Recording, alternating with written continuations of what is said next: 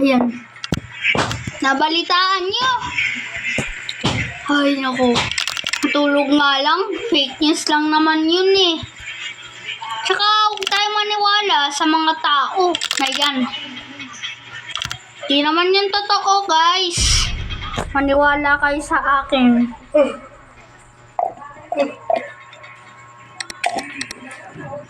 Ay, nako. Tulog na lang nga. Ay, bakit na? Ano ba yun? Sino to?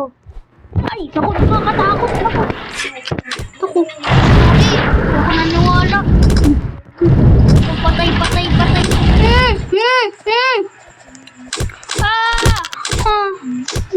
Oh, natatakot ako, guys. Dito sa multo na yan.